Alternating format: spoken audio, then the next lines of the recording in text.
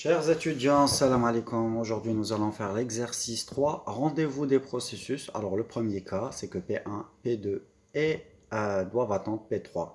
Donc, on a trois processus. P1, P2 doivent attendre l'arrivée de P3, c'est-à-dire que P1 et P2 ne peuvent pas commencer le traitement, ne peuvent pas continuer que si P3 arrive.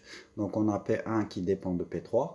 Donc il attend P3 et P2 qui attend bien sûr P3. Donc il doit bloquer, P1 et P2 doivent bloquer et c'est le P3 qui doit envoyer un signal pour pouvoir les débloquer. Donc on prend un exemple le plus simple, c'est qu'on a P3 qui fait l'initialisation de deux variables x et y, d'accord, et P2 qui calcule la racine carrée de x, bien sûr, donc x fois x, et P2 qui fait celle de Y, donc il calcule carré de Y, donc reçoit Y fois Y.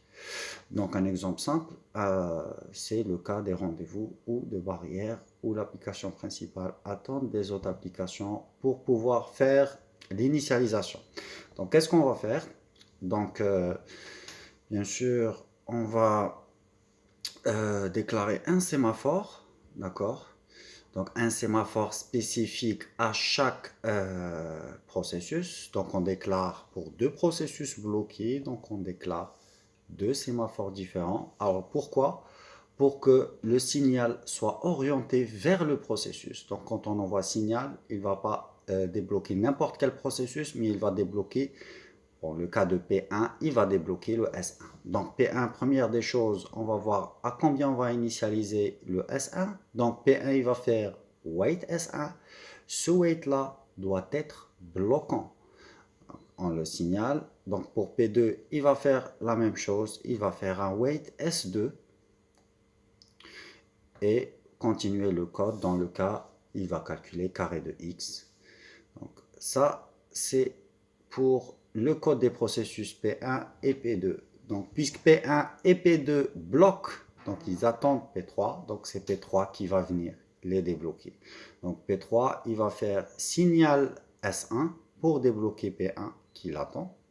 Et il va faire aussi signal S2 pour débloquer P2 qui l'attend à son tour.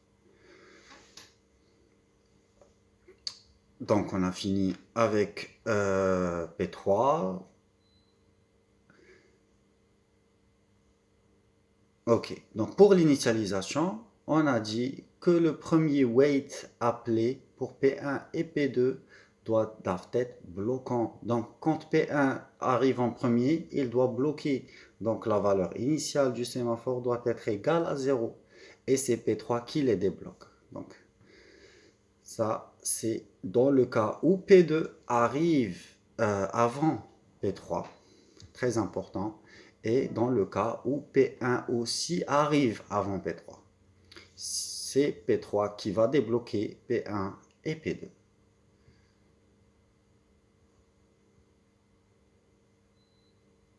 Bon, voilà, tout ce qui est fait. Dans le cas où P3 arrive en premier, il va incrémenter la valeur de S1 et de S2. Et P1 et P2 à leur arrivée ne vont pas bloquer et ils vont passer. Donc voilà, c'est tout pour cette partie. Donc on se retrouve à la vidéo prochaine pour le deuxième cas de l'exercice 3. Je vous remercie. N'hésitez pas si vous avez des questions.